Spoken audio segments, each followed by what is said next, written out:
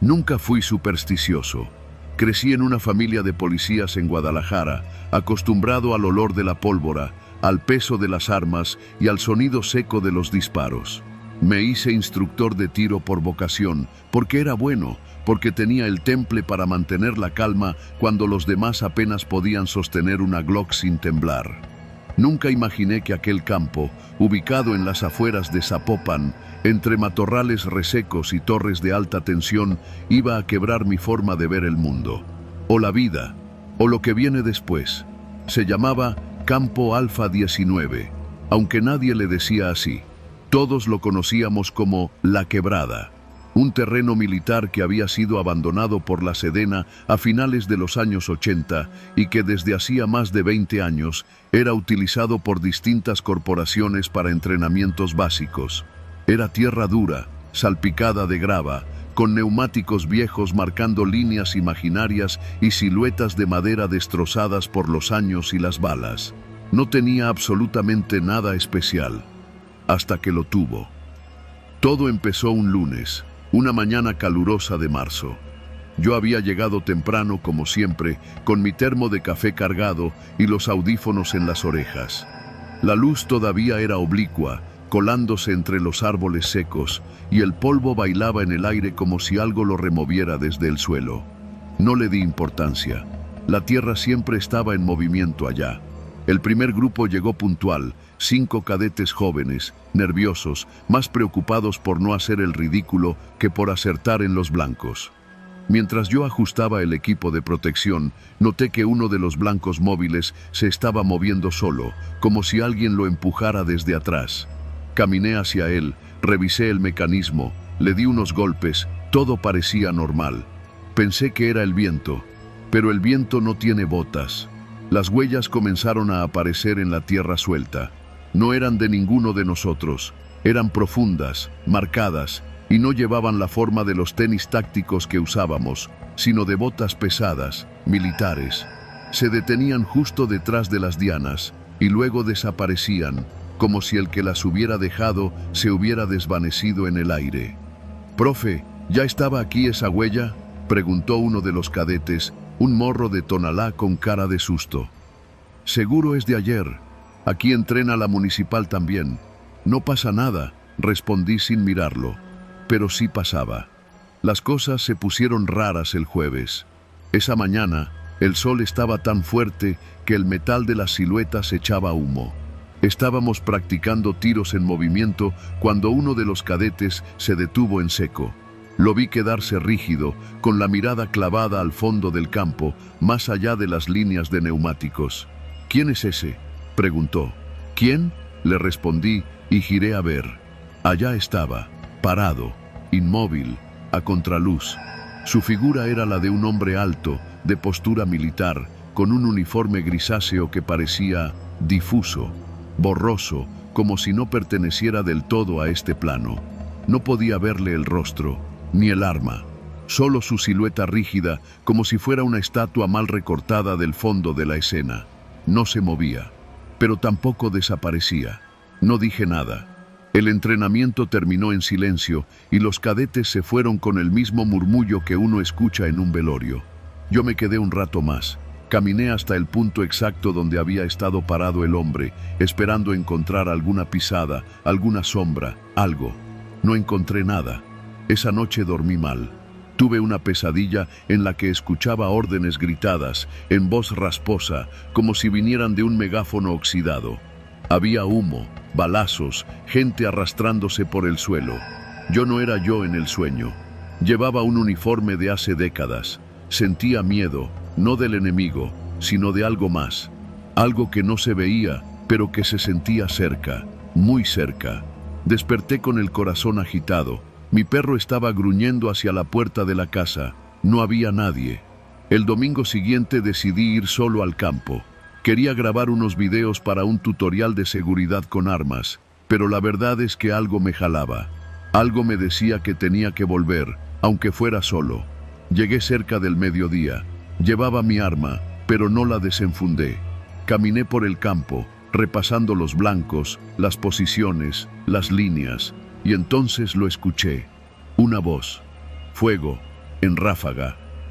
No había nadie, pero el eco de esa orden rebotó entre los cerros como si viniera de un instructor real. Y no fue lo único. Las siluetas empezaron a moverse, no como por viento, no como por cuerda. Se movían como si alguien invisible les disparara. Caían una a una, sacudidas por impactos que no sonaban, pero se sentían. El aire vibraba con la violencia de un tiroteo fantasma. Y entonces lo vi. Él, de nuevo, pero esta vez más cerca. Su figura seguía borrosa, como si no tuviera resolución, como si el mundo se negara a definirlo. Caminaba con paso marcial, recto, firme.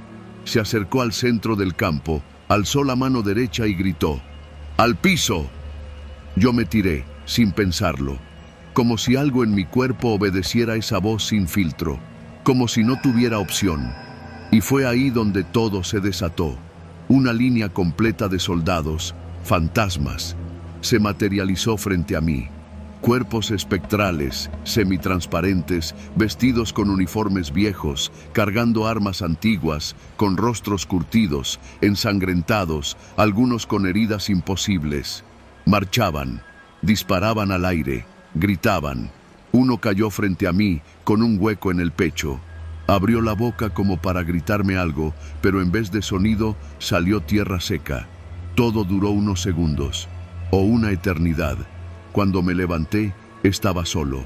El polvo había vuelto a asentarse. Mis manos temblaban. Decidí irme. No volví a la quebrada en varias semanas.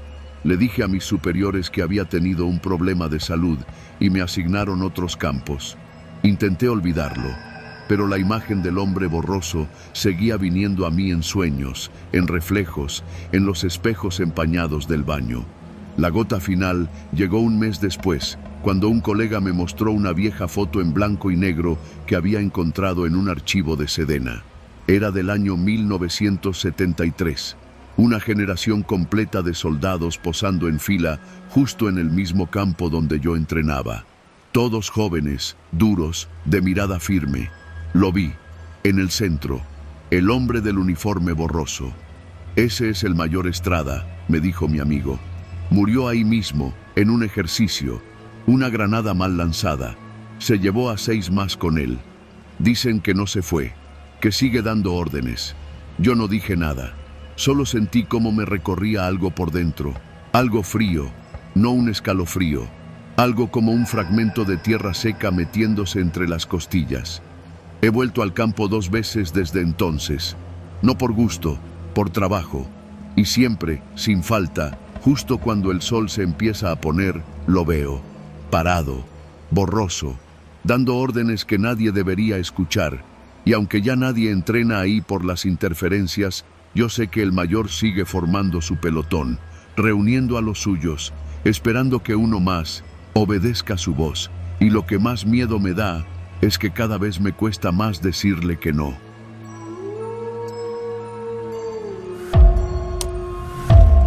Todavía me tiemblan las manos cuando escucho el sonido metálico de una corneta, aunque venga de un desfile escolar o de una marcha del ejército.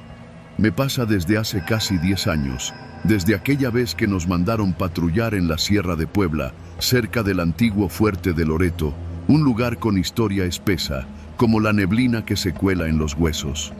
Era el año 2015. Yo formaba parte de un pelotón de reconocimiento del ejército mexicano. Nos asignaron una operación de rutina, supervisar una zona boscosa entre los municipios de Zacapoaxtla y Cuetzalán. No había reportes de crimen organizado ni nada grave, solo rumores de cazadores ilegales y de saqueadores que buscaban vestigios arqueológicos, porque por ahí corre la leyenda de un viejo campamento militar de tiempos de la intervención francesa, medio perdido entre cerros cubiertos de niebla y árboles retorcidos. Éramos 12, todos hombres duros, curtidos por el sol, por la selva y por el miedo. Íbamos comandados por el teniente Arriaga, un sinaloense callado pero con mirada de cuchillo. A mí me decían El Pino por mi estatura, y era de los más nuevos, aunque ya había tenido mi dosis de sustos en operativos al sur del país. pero lo que pasó allá arriba no se puede comparar con nada. Nos adentramos en la sierra por un camino estrecho de terracería. Llevábamos 2 camionetas Cheyenne y equipo básico, radios, víveres, armas y un par de tiendas de campaña. Nos internamos en un paraje apartado, donde ni la señal del celular alcanzaba y la gente del pueblo más cercano, un caserío llamado Tenampulco Viejo, nos miraba raro, como si supieran algo que no se atrevían a decir. Desde la primera noche pasó algo extraño. A eso de las 3 de la madrugada, cuando el frío calaba más fuerte, todos nos despertamos al mismo tiempo. Yo sentí como si me hubieran jalado del sueño. Unos decían que escucharon gritos lejanos, otros que pisadas entre los árboles. Pero lo que más nos inquietó fue el sonido de una corneta. Breve, pero claro. Un solo toque, seco, como el que anuncia la formación en un cuartel. Lo curioso es que ninguno de nosotros llevaba corneta y estábamos a varios kilómetros del destacamento más cercano. ¿Alguien más escuchó eso?, dijo Arriaga, medio vestido, saliendo de su tienda. Todos asentimos. No era posible que fuera una alucinación colectiva. Revisamos los alrededores, apuntamos con las lámparas de mano, pero no encontramos nada. Solo la bruma espesa entre los árboles y un silencio que se sentía forzado, como si algo contuviera el sonido natural del bosque. La siguiente mañana continuamos con la patrulla. Caminamos por una vereda apenas marcada entre cafetales abandonados y árboles milenarios. En uno de esos claros encontramos restos oxidados de lo que parecía una antigua empalizada militar. Clavos, pedazos de herrería y, lo más inquietante, una bayoneta clavada en el tronco de un encino, con una pequeña bandera mexicana desgastada enredada en ella. La tela estaba deshecha, pero aún conservaba los colores. Parecía haber estado ahí por más de 100 años. ¿Qué diablos es esto?, preguntó el cabo Mendoza, tocando la bayoneta con la punta de su fusil. «Alguna reliquia», dijo Arriaga, pero su voz no sonaba segura. La siguiente noche fue peor. A las 2:40, el sonido de la corneta volvió. Esta vez no fue un solo toque, fue una secuencia, el clásico llamado al ataque. 4 toques, uno tras otro, seguidos del silencio absoluto. Y luego, las voces. No eran gritos modernos, no eran groserías ni órdenes militares actuales. Eran frases viejas que apenas podíamos entender, gritadas con furia, con una mezcla de español antiguo y lo que parecía francés. «Avance, sin temor, vive la República». Las voces rebotaban entre los árboles, como si una batalla invisible se desarrollara a metros de nosotros. El teniente ordenó guardar silencio absoluto. Nadie se movió. Todos, acostados en nuestros catres, apretábamos las armas sin saber si disparar al aire o rezar. En medio del caos, escuché pasos pesados pasar cerca de mi tienda. Eran como botas de cuero endurecido. Por un segundo, me atreví a levantar un poco la lona. No vi a nadie, pero el rocío del suelo estaba marcado por huellas de botas que no eran nuestras. Huellas profundas, con clavos en la suela, como las que usaban los soldados del siglo XIX. Al amanecer, varios del pelotón querían regresar, pero Arriaga, tercamente, dijo que seguiríamos un día más. Estaba obsesionado con descubrir qué pasaba. Decía que si eran saqueadores, tenían una manera muy rara de operar. Yo ya no sabía qué pensar. Nadie dormía, nadie comía bien. La selva se había vuelto más densa, más pesada, y el aire olía raro, como a pólvora vieja. Esa tarde encontramos lo imposible. En un claro donde el follaje se abría, descubrimos un campamento militar perfectamente ordenado, pero fantasmal. Me explico. No era un campamento físico. Las tiendas estaban ahí, pero eran como de humo. Podías ver las figuras, los estandartes, incluso los cañones apuntando al horizonte. Pero si te acercabas, todo se desvanecía. Era como una proyección, una repetición atrapada en el tiempo. Algunos soldados de mi pelotón lloraron, otros vomitaron.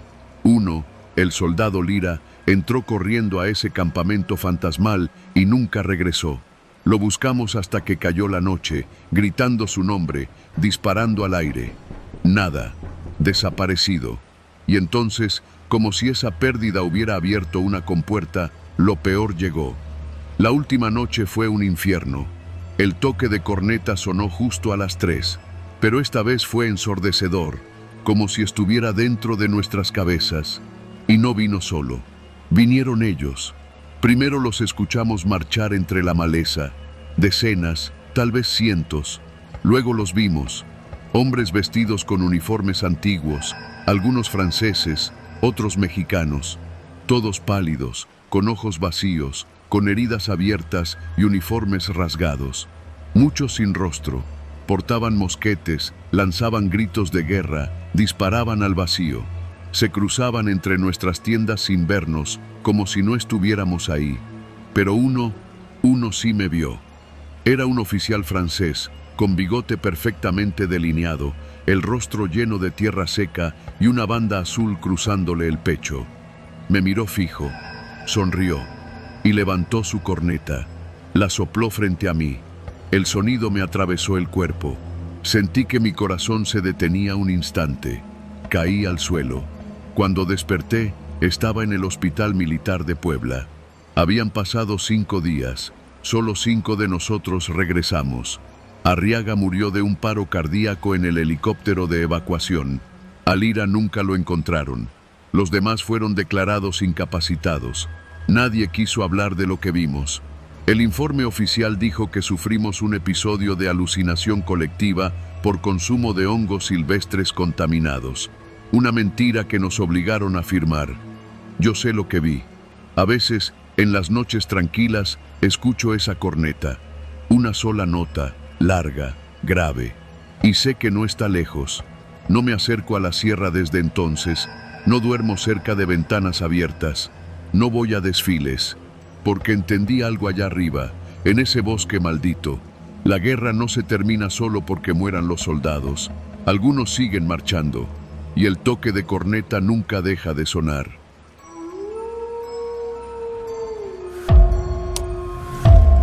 Mi nombre es Arturo, y aunque ya pasaron casi 5 años desde aquello, aún no puedo hablar del tema sin que se me sequen los labios y me tiemble la voz.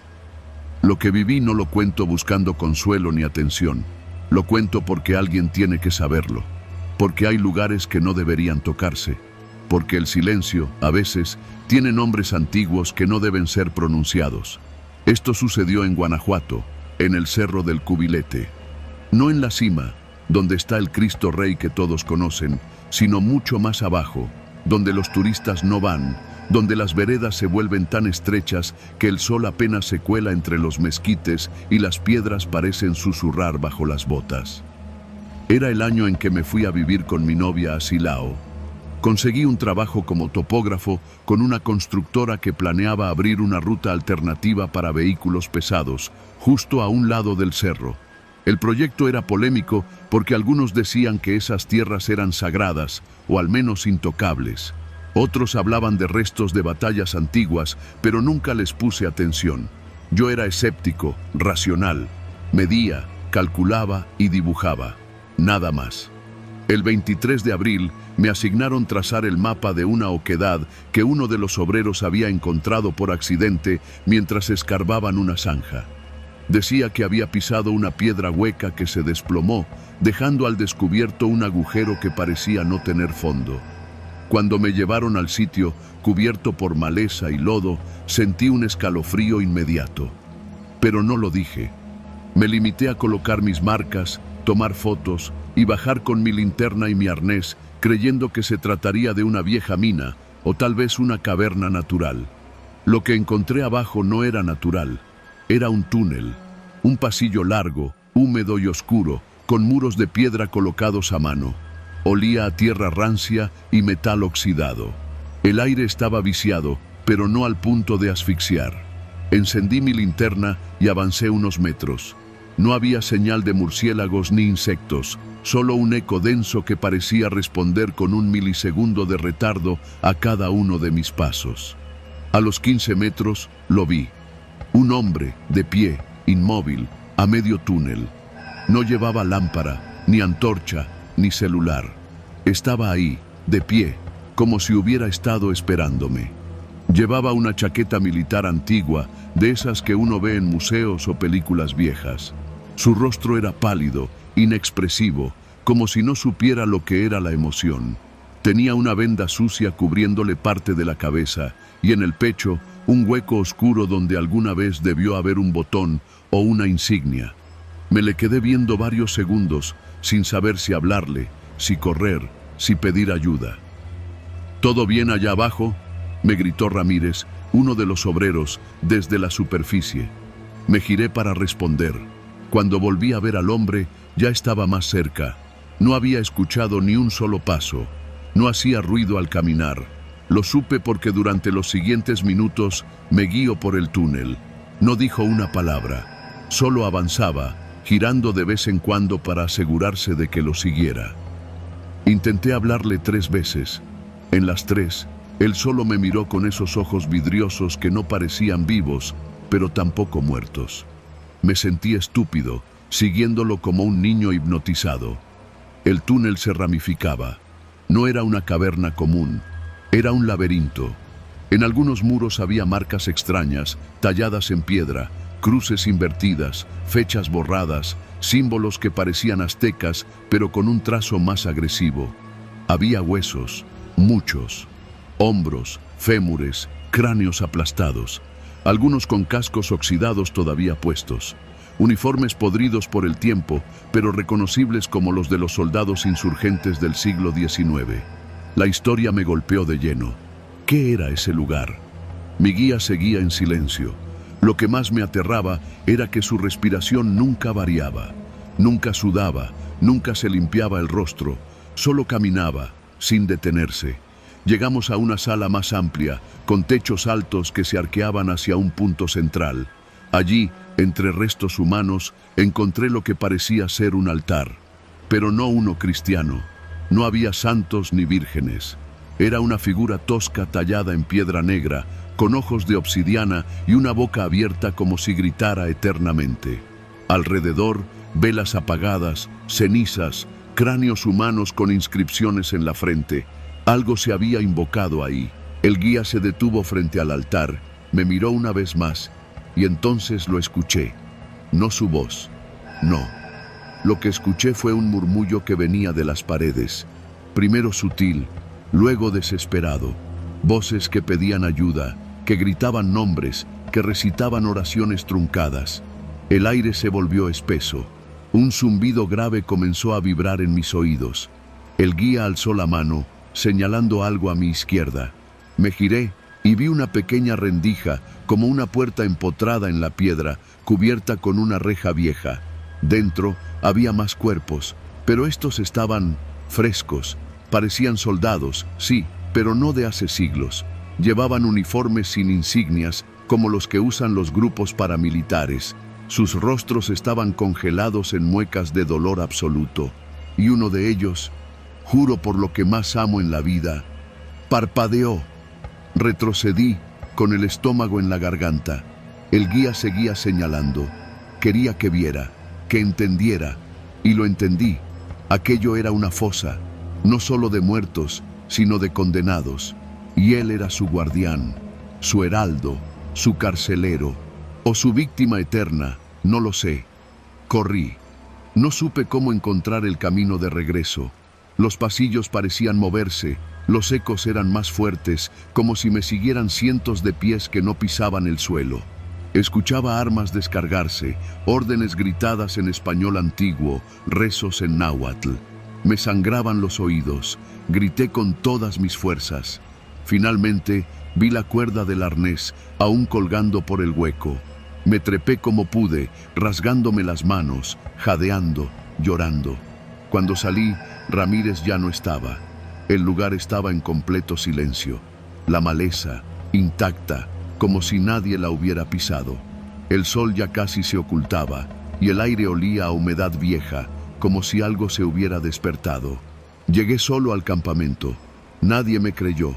Dijeron que estaba en shock, que me había perdido y golpeado la cabeza. Me suspendieron una semana. Yo renuncié al día siguiente. No volví jamás a ese cerro. Ni siquiera he regresado a Guanajuato. Me mudé a Veracruz, cerca del mar, donde la tierra no esconde túneles bajo sus pies, pero cada año, en el aniversario de aquel día, sueño con él, con el guía. Siempre está en el mismo túnel, siempre me espera, siempre en silencio. Y en mis sueños ya no está solo. Detrás de él hay más, muchos más. Soldados sin rostro, hombres que jamás descansaron, espíritus de guerra atrapados en la tierra que juraron defender. Y sé que un día no soñaré con ellos, un día volverán por mí, y esta vez no me van a dejar salir.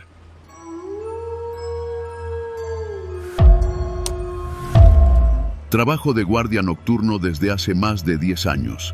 La mayoría de mis turnos han sido tranquilos, aburridos incluso, vigilando edificios vacíos, naves industriales o terrenos baldíos. Uno pensaría que la soledad te vuelve loco, pero yo aprendí a disfrutar el silencio. Hasta aquella noche en San Juan de Ulúa. No me contrataron directamente en el puerto de Veracruz, sino a través de una empresa de seguridad privada que tenía convenios con sitios históricos. Me ofrecieron una plaza fija en la vieja fortaleza, ese coloso de piedra que alguna vez fue prisión, fuerte militar y refugio de piratas. Sonaba emocionante, algo distinto al típico parque industrial o plaza comercial. Vas a estar solo, eso sí. No hay otro turno de noche, y los vigilantes de día se van antes de que caiga el sol, me dijo el supervisor mientras firmaba el contrato. Nadie quiere estar ahí cuando oscurece. Pensé que exageraba. Muchos le tienen miedo a los lugares viejos solo por su historia. Yo no, al menos no entonces. Mi jornada empezaba a las 7 de la noche y terminaba a las 6 de la mañana. Me daban una lámpara de mano, radio y una bitácora para anotar cualquier incidente. Mi rutina era simple: recorrer los pasillos, revisar que las puertas estuvieran cerradas, que nadie se hubiera colado y esperar el amanecer. Las primeras noches fueron normales. Me fascinaba la arquitectura del fuerte: muros de piedra húmeda, cañones oxidados, pasillos que olían a sal y encierro. A veces escuchaba ruidos, el viento, las gaviotas, crujidos de madera vieja, pero nada fuera de lo común. Hasta que llegó esa noche. Era martes, creo. Algo raro pasó desde que crucé la puerta principal. El aire se sentía espeso, como si la humedad se hubiera transformado en otra cosa. No sé cómo explicarlo. No era solo el clima, era como si algo invisible se arrastrara por las paredes. Me ignoré a mí mismo, como hacen los que no quieren aceptar que algo está mal. Pero ya desde las 9, las cosas comenzaron a cambiar. Todo empezó con el silencio, un silencio antinatural. En San Juan de Ulúa siempre hay ruido, el mar, las aves, los barcos lejanos. Pero esa noche, nada, ni una ola, ni un graznido. El mar parecía muerto. A las 10 pasadas, empecé mi ronda en el corredor norte, ese que da hacia lo que alguna vez fue el calabozo principal. El faro estaba apagado, se supone que lo dejan prendido por seguridad, pero no quise subir a prenderlo. Algo me decía que no debía hacerlo. En su lugar, me enfoqué en seguir el protocolo. Fue entonces cuando escuché los pasos. Eran rítmicos, constantes, tac, tac, tac, como botas marchando. Me detuve en seco y apagué la lámpara. No sé por qué lo hice. Tal vez quería escuchar mejor, o en el fondo ya sabía que aquello no era algo normal. El sonido venía desde el otro extremo del pasillo, justo donde comenzaban los arcos de piedra que llevaban al patio central. Me asomé con cautela y vi algo que hasta hoy no sé cómo describir sin sentir que se me revuelven las entrañas. Una fila perfecta de hombres marchando. Todos vestían uniformes antiguos, de esos que solo ves en los libros de historia del siglo XIX. Llevaban chaquetas grises, gorros con insignias borrosas y cargaban fusiles largos con bayoneta. Sus rostros eran opacos, como si estuvieran hechos de ceniza. No brillaban ni reflejaban la luz de mi lámpara. Caminaban con precisión militar, sin desviar la mirada, sin mover un músculo que no fuera el necesario para la marcha. Venían hacia mí, pero sin verme. Pensé que eran actores, una especie de montaje turístico, pero a las 10 de la noche, sin público, sin luces, sin aviso. Imposible. Retrocedí con cuidado, sin hacer ruido, hasta que choqué con la puerta de hierro que da al área de los calabozos. Y ahí, sin querer, giré la perilla. Se abrió sola. Nunca había estado sin candado. El hedor era insoportable. Era como respirar dentro de una tumba abierta. Escuché un susurro. No lo entendí, pero fue como si alguien me hablara desde adentro del oído. «No los mires», eso dijo. Volteé, pero ya no estaban. Ni los soldados, ni el sonido. Solo el patio vacío y el faro encendido de pronto, parpadeando como una señal. Volví al punto de control temblando. Encendí la radio. «¿Hay alguien en el fuerte además de mí?», pregunté. Solo se escuchó estática. Traté de convencerme de que había imaginado todo, que estaba cansado, sugestionado por las historias del lugar. Pero al revisar las cámaras, vi algo que me heló la sangre. A las 10:17, las cámaras del pasillo norte mostraban niebla y sombras. Una fila de sombras marchando en fila recta. No se veían rostros, no se veía uniforme, pero la forma era inconfundible. Hombres marchando con rifles al hombro. Pasaron frente a la cámara una vez, luego otra, como si estuvieran atrapados en un bucle. A medianoche, sentí que el suelo vibraba. Trabajo de guardia nocturno desde hace más de 10 años. La mayoría de mis turnos han sido tranquilos, aburridos incluso, vigilando edificios vacíos, naves industriales o terrenos baldíos. Uno pensaría que la soledad te vuelve loco, pero yo aprendí a disfrutar el silencio. Hasta aquella noche, en San Juan de Ulúa. No me contrataron directamente en el puerto de Veracruz, sino a través de una empresa de seguridad. Salí al patio, guiado por el instinto o por algo más fuerte. Y entonces los vi de nuevo. La misma fila, ahora más nítida, cruzando por el centro del fuerte, saliendo de las celdas y dirigiéndose al mar. Caminaban sobre el agua, desaparecían al tocar el horizonte. Uno de ellos se detuvo, giró la cabeza hacia mí y me vio. No tenía ojos, solo 2 huecos profundos, como ventanas a la nada. Me saludó con la mano derecha, con un movimiento lento y firme. Sentí un ardor en el brazo, como si algo me hubiera quemado desde adentro. Me quité la camisa. En mi piel, marcado como con fuego, apareció un número: 138. Desde esa noche, no he vuelto a trabajar. Nadie me creyó cuando intenté contar lo que vi. Dicen que el sistema de cámaras falló, que el faro tiene un sensor automático, que los pasos fueron alucinaciones auditivas. Pero yo sé lo que vi. No he dormido bien desde entonces. Todas las noches, a la misma hora, sueño con ellos. Los soldados, marchando, uno detrás de otro, como si esperaran algo. Hace una semana, me desperté con dolor en el brazo. Miré la marca. Ahora no era un número, sino un nombre. Teniente Gabriel R. Sosa. Lo busqué en archivos históricos. Existe. Murió fusilado en San Juan de Ulúa en 1871, acusado de traición. Lo enterraron sin ceremonia, junto con 137 soldados leales a su mando. Todos fueron ejecutados en fila. Todos siguen marchando, noche tras noche, buscando redención o venganza. Y ahora yo soy uno de ellos. No sé cuándo, no sé cómo, pero cada noche siento que camino con ellos un poco más. El sonido de sus pasos ya no me aterra. Lo reconozco, lo espero, lo sigo. La última vez que me vi en el espejo, llevaba el uniforme, el mismo que ellos. Sé que llegará el momento en que no despierte más, que en vez de soñar con ellos, estaré marchando a su lado, y cuando eso pase, alguien ocupará mi lugar. Otro guardia, otra noche, otra marca en la piel.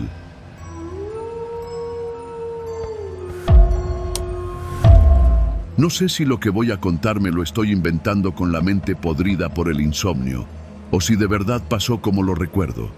Pero lo que sí puedo asegurar es que, desde aquella noche en el dormitorio del pelotón, no he vuelto a dormir sin escuchar ese sonido. El chirrido leve, rítmico, de una cama militar moviéndose sola. Yo me enlisté en el ejército mexicano a los 23 años. Vengo de una colonia dura en Ciudad Nezahualcóyotl, donde si no trabajas o estudias, te traga la calle. Así que el ejército era mi única salida. Después de un año de entrenamiento y servicio regular, me trasladaron al campo militar número 1, en Naucalpan. Había escuchado historias raras del lugar, rumores entre los más veteranos. Decían que ciertas áreas del cuartel estaban marcadas, pero ya sabes cómo es. En toda base vieja siempre hay cuentos para asustar a los nuevos. Yo no creía en esas cosas. No entonces. Me asignaron al dormitorio de la compañía Delta, en una de las secciones más viejas del complejo. Eran 4 hileras de camas metálicas, cada una con su colchón delgado y su cobija color oliva. Las camas estaban alineadas con disciplina, como todo en el ejército. 10 camas por fila, 40 en total, pero en el extremo de la segunda fila, justo junto a la ventana que daba al patio trasero donde casi nunca se encendían las luces, había una cama que nunca se usaba. «Esa no se toca, cabrón», me dijo el sargento Adame la primera noche. «Es reglamento del pelotón». «¿Por qué?», pregunté. «Solo entiende esto. Esa cama es de alguien que ya no está, pero que sigue regresando». Me reí. Pensé que era una broma, parte del proceso de huesear a los nuevos. Aún así, nadie ocupaba esa cama. Le decían la 10ª, como si fuera una entidad, no una simple cama. Pasaron los días y todo parecía normal. El entrenamiento era rudo, el cuerpo cansado, las madrugadas heladas. Lo único extraño, lo único que se me clavaba en la cabeza, era la forma en que todos, hasta los más broncos, evitaban siquiera mirar directamente la 10ª cama. Todo cambió un jueves. Lo recuerdo porque esa tarde el cabo Sánchez se accidentó en maniobras con granadas. Nada grave, pero lo mandaron al hospital militar. Como era mi compañero de litera, me quedé solo esa noche. El dormitorio se sentía más amplio, más callado, y ahí fue cuando lo escuché por primera vez. Era poco antes de la medianoche. Yo estaba acostado, con los ojos cerrados, cuando escuché un crujido leve, como si el metal de una cama se estuviera moviendo. Pensé que era alguno de los otros soldados cambiando de posición, pero al abrir los ojos, noté que el sonido venía del fondo de la fila, de la cama vacía. Me incorporé. La ventana abierta dejaba entrar una brisa fría. Las sombras bailaban en las paredes. El chirrido continuaba, rítmico, pausado, como si alguien estuviera acostado ahí, moviendo el peso de un lado a otro. Me quedé observando. No había nadie. La cama, sin embargo, se movía sola, oscilando apenas, como meciéndose. Me dije que era el viento. Me tapé con la cobija y cerré los ojos, pero el sonido no se detuvo. Fue peor. Se escuchó como si alguien se levantara de la cama, los resortes cediendo con un suspiro metálico, y luego, pasos, suaves, descalzos, caminando por el cemento. Me quedé inmóvil. El corazón golpeaba como tambor de guerra. Escuché los pasos acercarse, lentos, constantes, como si vinieran directo hacia mi litera. No me atreví a abrir los ojos. No dormí. Al día siguiente, nadie me creyó. Solo el sargento Adame me miró, serio, y dijo: «No le hables, no lo mires. Si alguna vez te llama, no respondas». Esa noche le pregunté a Ortega, un soldado del norte que llevaba más tiempo ahí. «La 10ª es de un cabrón que nunca debió haber regresado», me dijo en voz baja, mientras lustrábamos las botas. «Dicen que era un soldado que desapareció en una operación en Chiapas, hace como 20 años. Nunca encontraron el cuerpo, pero la cama seguía vacía. Una noche regresó, pero nadie lo vio. Solo su cama, moviéndose sola.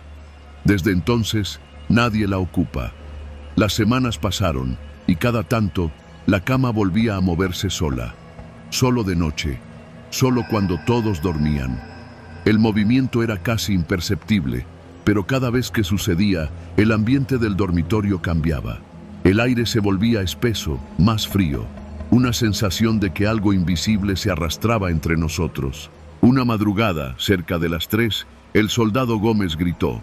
Lo encontramos parado junto a la litera de la 10ª cama, pálido, temblando. Me llamó, Me habló por mi nombre, decía. Le dieron descanso.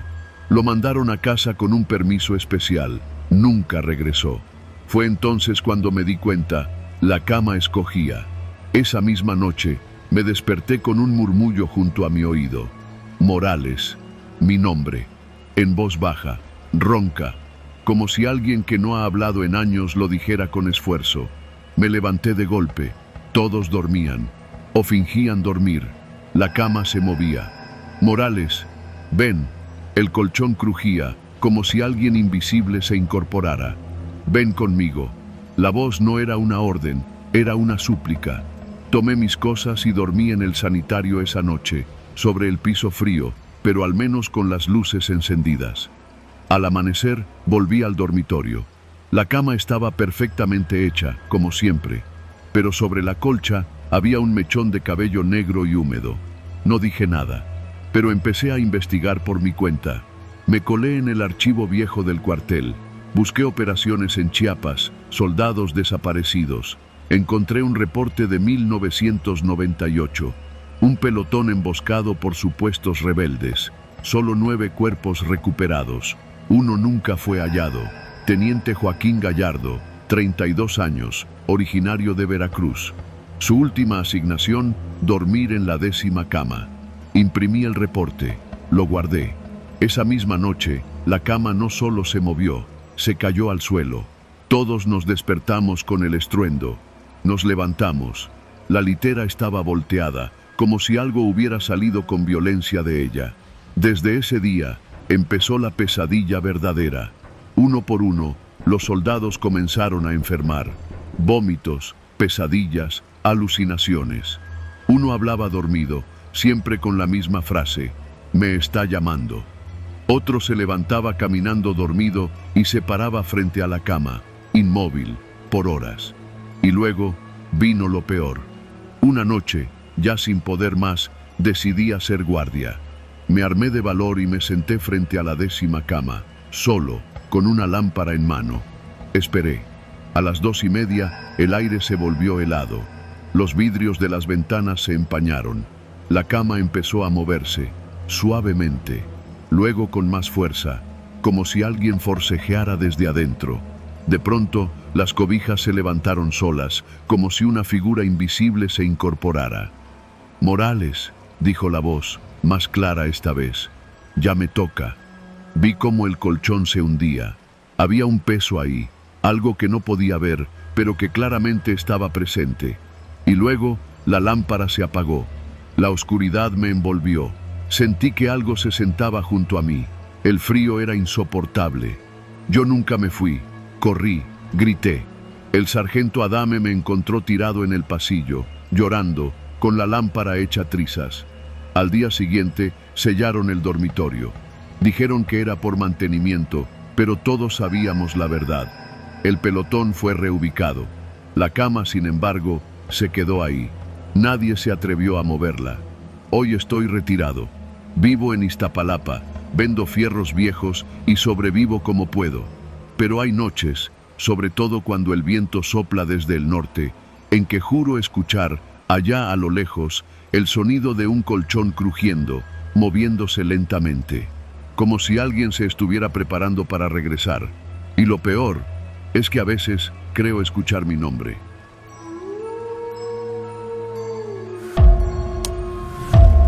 Mi nombre es Eduardo Castañeda y hasta hace poco era cabo segundo del ejército mexicano.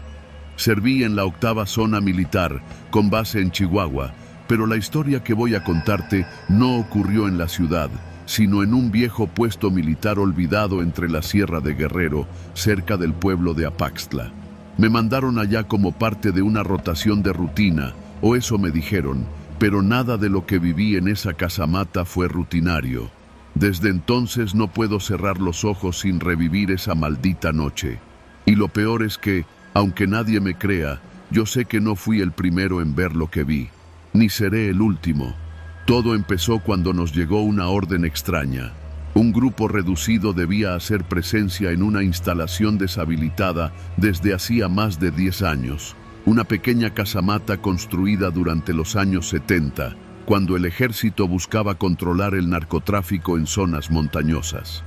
Aquella estructura de concreto se alzaba entre pinos retorcidos, lejos de cualquier señal de celular o civilización.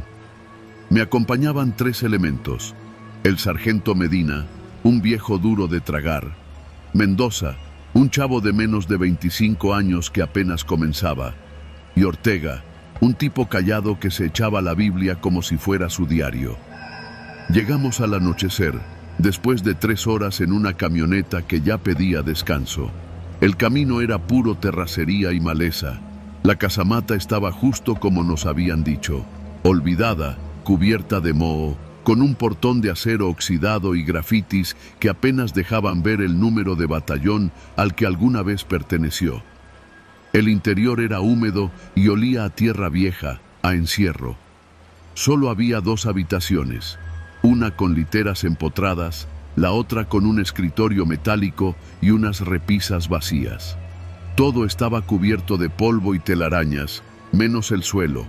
Había huellas recientes, no animales, no botas como las nuestras, sino descalzas y pequeñas. ¿Qué pedo?, dijo Mendoza, asomando la linterna hacia una esquina. ¿Vieron eso? Yo lo vi también. Algo se movió rápido, como si se hubiera escabullido en la pared, pero no había huecos ni puertas, solo concreto. El sargento Medina soltó una grosería, ordenó revisar el perímetro y ahí nos fuimos los 4, cada quien con su fusil y su lámpara. No encontramos nada, pero todos lo sentíamos. Algo raro, algo que hacía que el aire se sintiera denso, como si estuviéramos respirando humo invisible. Esa noche, al intentar dormir, escuché pasos arriba del techo. Pensé que eran animales hasta que las pisadas comenzaron a moverse en círculos, una y otra vez, sin detenerse. Apreté los ojos, no quise abrirlos. Al día siguiente, mientras limpiábamos el interior para instalarnos bien, Mendoza gritó desde la habitación del fondo. Corrimos y lo encontramos hincado, temblando, con un libro entre las manos. No era un libro viejo, era un manual militar, de los que se entregan a los nuevos cadetes. La portada tenía el escudo de la Sedena y en letras negras decía: Manual de supervivencia en zonas de sombra. Batallón Fantasma. Archivo clasificado. Lo raro no era solo el título, sino que el papel estaba caliente, como si lo hubieran impreso hacía minutos. A pesar de eso, las hojas estaban manchadas con lo que parecía sangre seca. Medina nos lo quitó de las manos. Empezó a hojearlo sin decir palabra. Recuerdo cómo fruncía el ceño, cómo le palideció la cara conforme leía. Ortega se persignó al ver las primeras páginas. Ahí no había diagramas de armas ni instrucciones de primeros auxilios. Había descripciones detalladas de entes, de rituales de protección, de cosas que se movían entre árboles cuando el sol se ocultaba. Todo escrito con un tono formal, como si fuera una guía técnica. El sargento lo cerró de golpe. Esto es una mamada, no le digan a nadie, seguimos como si nada, pero no podíamos seguir como si nada. Esa tarde, Mendoza desapareció. Salimos a buscarlo entre el monte. Dejamos la casamata atrás y recorrimos los alrededores, gritando su nombre, pero no hubo respuesta. Solo el sonido de ramas crujiendo a lo lejos. Cuando cayó la noche, lo vimos. Estaba parado entre los árboles, sin moverse, a unos 20 metros. Lo llamé por su nombre, pero no respondió. Cuando dimos un paso hacia él, se dio la vuelta y corrió como si algo lo arrastrara hacia la oscuridad. No lo alcanzamos. Volvimos al refugio antes de que nos atrapara la noche. Esa fue la peor idea. La segunda noche fue distinta. El interior de la casamata ya no era igual. Las paredes sudaban, literal, como si lloraran agua salada. El manual reapareció en mi litera, abierto en una página que no había visto antes. Decía: si uno desaparece, no lo sigas. No es él, solo su forma. Espera hasta que la forma se disuelva. Si se aparece dentro del refugio, no lo mires a los ojos. Jamás abras la puerta después de las 2. Le mostré eso a Ortega. No dijo nada, pero sacó su Biblia y empezó a rezar en voz baja, como si no pudiera evitarlo. Medina se encerró con el fusil cargado y ya no salió en toda la noche. A las 2:15, alguien tocó la puerta. Toques suaves, insistentes. 1, 2, 3 veces. Yo no me moví, pero Ortega empezó a temblar. El toque se convirtió en golpes, fuertes, como si una bestia estuviera pateando la puerta. Entonces, una voz, clarita, la voz de Mendoza. «Ábranme, soy yo». Me dejaron afuera. Ortega lloraba. Yo no podía moverme. Medina gritó desde adentro: «No lo abran, cabrones, no es él, ese no es Mendoza». Los golpes pararon de pronto. Pasaron segundos de silencio y luego escuchamos pasos dentro del cuarto de Medina. Un disparo. Corrimos. Medina estaba en el suelo, con el fusil humeante. El disparo había sido contra la pared, pero su rostro estaba desfigurado por el miedo. Murmuraba algo como: «Ya entraron, nunca se fueron». La tercera noche no debía existir. El protocolo exigía evacuar si había pérdidas o amenazas, pero nadie nos respondió por radio. La señal estaba muerta y el generador dejó de funcionar como si lo hubieran vaciado desde dentro. Esa última noche, el manual volvió a aparecer, esta vez en la mesa central. Las páginas estaban húmedas y una nueva inscripción estaba escrita a mano, con letra diferente. El batallón jamás fue desmantelado. Todos siguen aquí. Algunos no saben que están muertos, otros quieren compañía. Si lees esto, es porque ya estás enlistado. Ortega intentó quemarlo. Usó su encendedor, su camisa, gasolina, nada. El manual no ardía, solo se oscurecía y luego regresaba a su estado original. Al amanecer, Ortega salió al bosque con su Biblia en la mano. Dijo que iba a buscar a Mendoza. Nunca volvió. Fui el único que quedó. No dormí más. Solo esperé a que saliera el sol. A la cuarta noche, tomé el manual y lo metí en mi mochila. Caminé durante horas, sin rumbo, sin comida, hasta que un convoy federal me encontró, deshidratado, delirando. Estuve en observación médica durante una semana. Dijeron que sufrí un brote psicótico, que todo fue producto del aislamiento y el estrés. Nunca encontraron los cuerpos, tampoco el manual. Rebuscaron entre mis cosas y no apareció, pero yo sé que lo llevaba, sé que lo guardé. A veces todavía puedo oler ese papel metálico, recién impreso, como si alguien lo acabara de dejar a mi lado. Desde entonces no sirvo. Me dieron baja definitiva, pero eso no me importa. Lo que me importa es advertirle a quien escuche esta historia. Si alguna vez estás en una instalación abandonada y encuentras un manual militar que parece recién escrito, no lo leas, no lo abras, porque cuando lo haces, ellos saben que ya estás listo para unirte, y no todos regresan.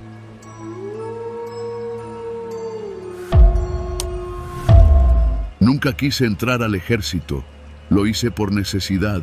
Mi papá murió en un accidente de ruta cuando yo tenía 17 años y mi mamá se quebró feo. Se hundió en una depresión que la dejó casi inmóvil. Yo tenía que sacar adelante la casa y no había muchas opciones. Apenas cumplí 18, me enlisté. Me mandaron directo a la base militar de Santa Gertrudis, en Chihuahua. Dicen que es la más grande del país, vaya uno a saber. La llegada fue normal, frío, gritos, disciplina.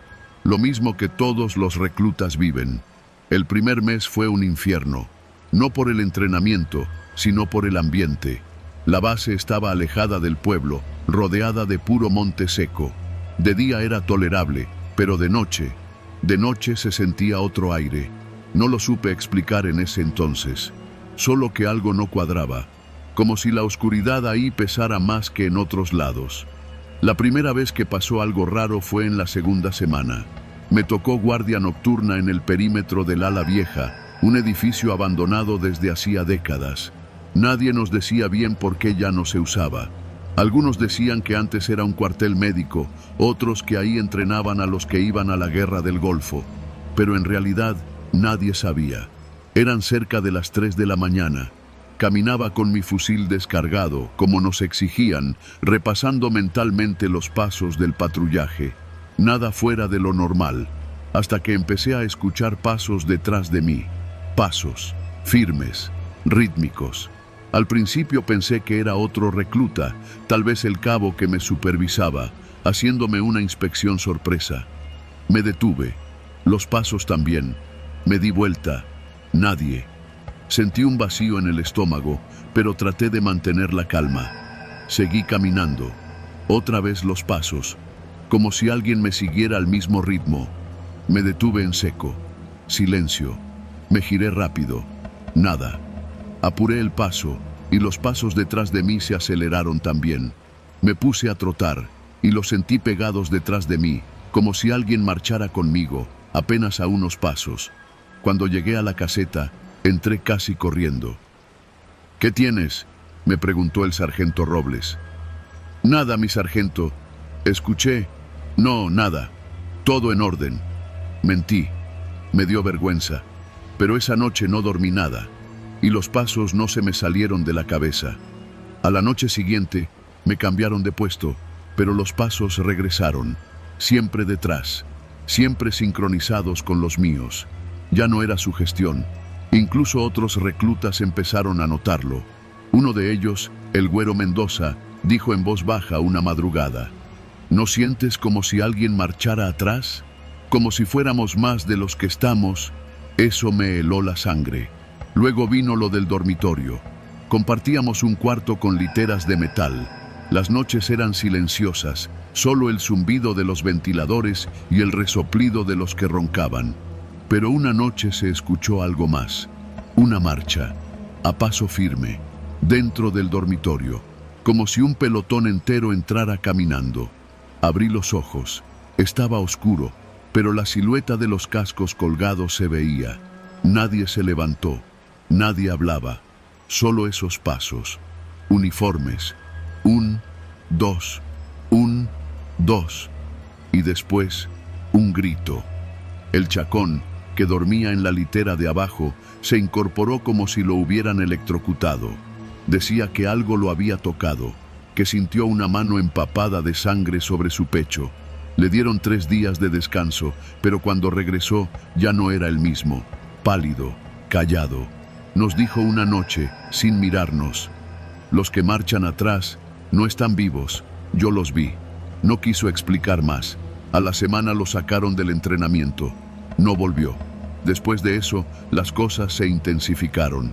Los pasos nos seguían a todos lados, pero solo de noche, nunca a plena luz del día. A veces, cuando marchábamos de madrugada para los ejercicios tácticos, se escuchaban pasos adicionales, claramente más de los que estábamos en la formación.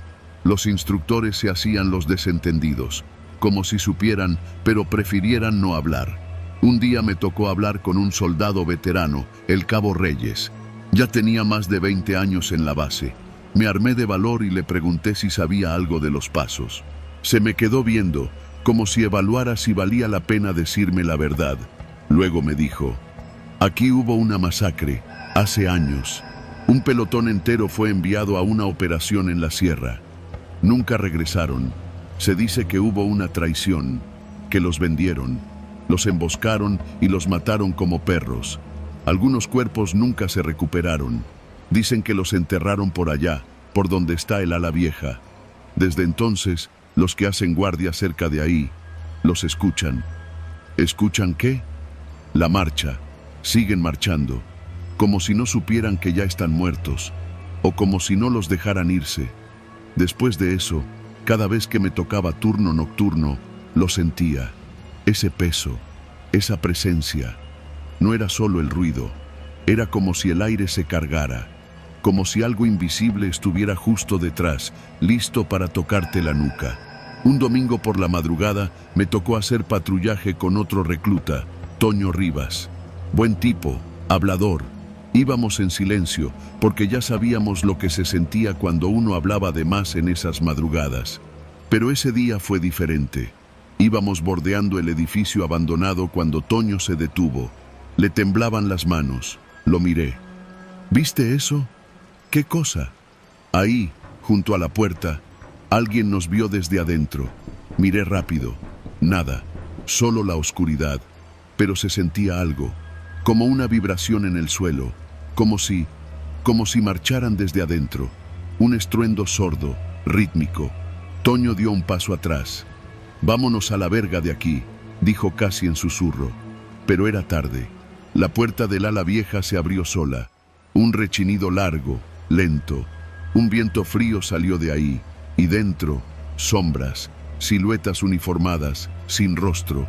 1, 2, 3, 5, 7, no sabría cuántas.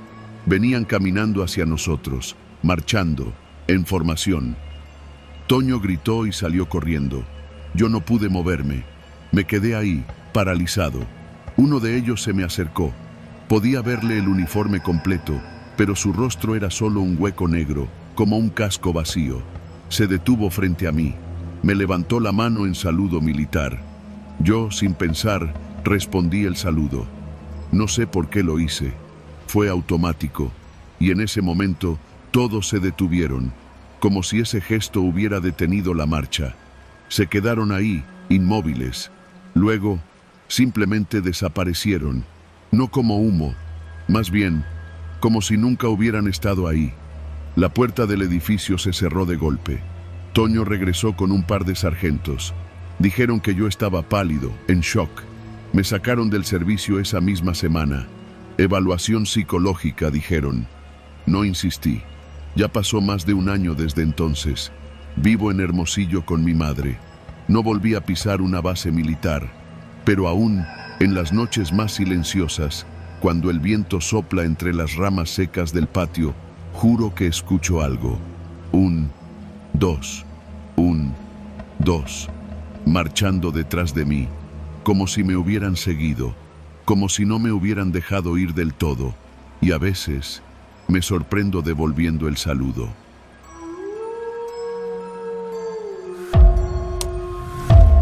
Me llamo Iván, soy guía de montaña certificado.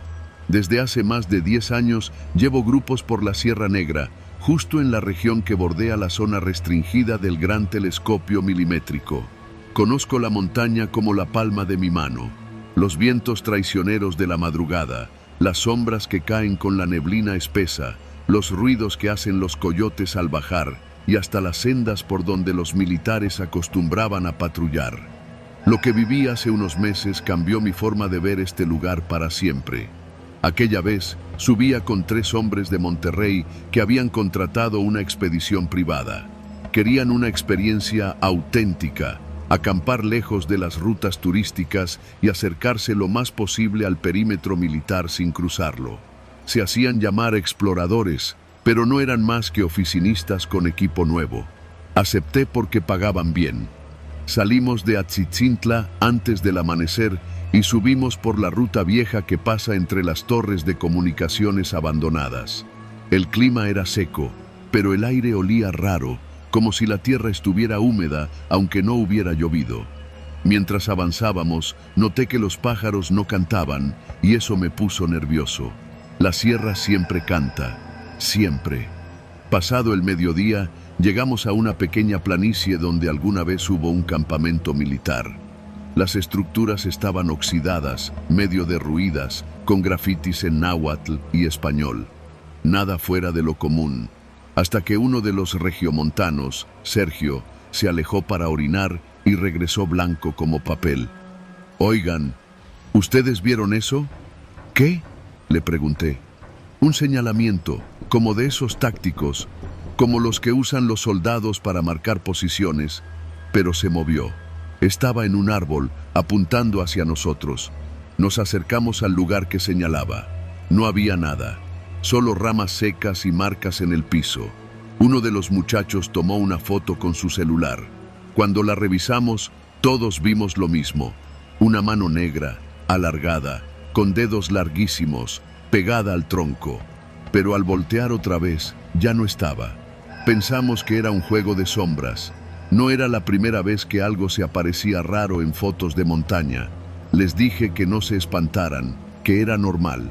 Pero por dentro sentí algo que nunca había sentido ahí arriba: desconfianza. Esa noche armamos campamento cerca de una pequeña cañada, al pie de unas rocas que parecían formar un semicírculo natural. Era un lugar tranquilo, sin viento, ideal para dormir sin sobresaltos. pero nadie durmió bien. A la medianoche, escuché pasos en la maleza. Pensé que era un tejón o algún animal. Me asomé desde mi tienda con la linterna, pero los sonidos pararon. 10 minutos después, el mismo ruido. Pasos arrastrados, pesados, no rápidos como los de un animal. Se oía como si alguien usara botas viejas, con las suelas desgastadas. Encendí la lámpara de cabeza y salí. Frente a mí, al otro lado de la fogata apagada, estaba Sergio, inmóvil, con los ojos abiertos, mirando hacia el bosque. ¿Todo bien?, le pregunté. «Shh, me están mirando», susurró. Me acerqué lentamente, pero no respondió. Sus labios temblaban. Lo jalé del hombro y entonces se soltó a gritar. Despertó a los otros dos, que salieron de las tiendas asustados. Sergio cayó al suelo, balbuceando cosas sin sentido. No son soldados, no son soldados. Sus ojos no tienen ojos. Estaba en shock. Esa noche nadie volvió a dormir. Nos turnamos para vigilar, pero nada volvió a moverse. Al amanecer, decidí que debíamos bajar. Era evidente que Sergio no estaba en condiciones de continuar. Empacamos en silencio. Yo fui el último en guardar mi tienda, y mientras enrollaba la lona, noté algo entre las ramas más altas de un árbol cercano. Era un trapo verde olivo, como parte de un uniforme militar. Pero viejo, desteñido, colgado de una manera extraña, como si alguien lo hubiera puesto ahí a propósito. Caminamos en fila india hacia el sur, evitando la ruta que habíamos tomado para subir. Fue entonces que encontramos la primera marca en el suelo, una línea blanca dibujada con cal, formando un círculo casi perfecto de unos 3 metros de diámetro. En el centro, una estaca oxidada con algo clavado en la punta, una cartuchera militar, completamente intacta, pero con manchas oscuras que no eran tierra. «¿Qué chingados es esto?», preguntó uno de los regiomontanos. «Un punto de avanzada», dije casi sin pensar. Y en cuanto lo dije, me cayó el 20. Ese no era un punto de avanzada actual, era viejo, demasiado viejo. Las líneas tácticas, las marcas, eran del tipo que usaban durante los operativos contra el narcotráfico en los años 90, cuando el ejército patrullaba estas sierras cazando campamentos de sicarios. Avanzamos más rápido, pero cada ciertos metros nos encontrábamos con otro señalamiento. Un guante militar lleno de tierra, una lámpara rota, un machete con cinta negra, todos colocados con precisión, como si alguien hubiera querido marcar un camino o una trampa. Pasamos junto a un risco cuando Sergio se detuvo de golpe. Al voltear, vi lo que lo había paralizado. A unos 10 metros, en medio del claro, había una figura humana. Uniforme verde oscuro, casco puesto, botas negras y sin rostro. No sin cara, sin rostro. Como si lo hubieran cubierto con una tela negra apretada o como si la carne simplemente no estuviera ahí. La figura levantó el brazo derecho, lentamente, y señaló hacia nosotros.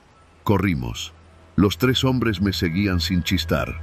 Sergio ya no decía nada, pero respiraba como si estuviera a punto de colapsar. Doblamos por una vereda que conocía, que descendía rápido hacia un viejo camino forestal. Pero justo al llegar al primer quiebre, nos encontramos de frente con otra figura. Esta era más alta, más delgada. Llevaba lo que parecía ser un chaleco antibalas. Su cabeza estaba ladeada, y por debajo del casco colgaban jirones de lo que tal vez alguna vez fue piel. Nos detuvimos en seco. Yo tenía un machete, pero sabía que no servía para nada contra eso. La figura levantó un espejo cuadrado, como esos que usan los francotiradores para señalar luz. Lo apuntó hacia nosotros. Lo más espantoso fue que en ese espejo no nos reflejamos. «¡Al suelo!», grité, por instinto, y justo entonces la figura desapareció. No corrió, no se desvaneció lentamente, simplemente dejó de estar ahí. Los siguientes 20 minutos fueron un torbellino. Corrimos cuesta abajo, sin mirar atrás. Nos raspamos con ramas, caímos, rodamos en un tramo pedregoso. Yo me golpeé la ceja contra una raíz y sangré todo el camino. No importaba. Solo queríamos salir. Llegamos a la carretera vieja por donde alguna vez pasaban los vehículos del ejército. Ahí, bajo una cruz improvisada con 2 ramas, encontramos a un hombre parado. Vestía uniforme, sí, pero el rostro era visible, cobrizo, arrugado, con una mirada tan real como la tuya o la mía. «No lo sigan viendo», nos dijo, y luego añadió, «No son soldados». Yo asentí, sin entender. El hombre nos hizo caminar hasta un punto donde el camino retomaba señal. Llamamos una camioneta de rescate desde mi radio. Cuando regresé con apoyo, el hombre ya no estaba. Solo quedaban sus huellas, borrosas por la tierra suelta. Han pasado 3 meses. Los 3 regiomontanos renunciaron a sus trabajos. Uno de ellos se metió a un retiro espiritual en Oaxaca. Sergio no ha vuelto a hablar conmigo. Y yo ya no subo a la Sierra Negra. No por miedo. Número. El miedo se puede superar. Pero hay cosas que no deben ser vistas, ni seguidas, ni invocadas. Esas figuras, esos soldados que marcaban el camino con tácticas de guerra antigua, no protegen nada, no cuidan nada, no son fantasmas, son centinelas de algo peor. Y la próxima vez puede que no me dejen bajar.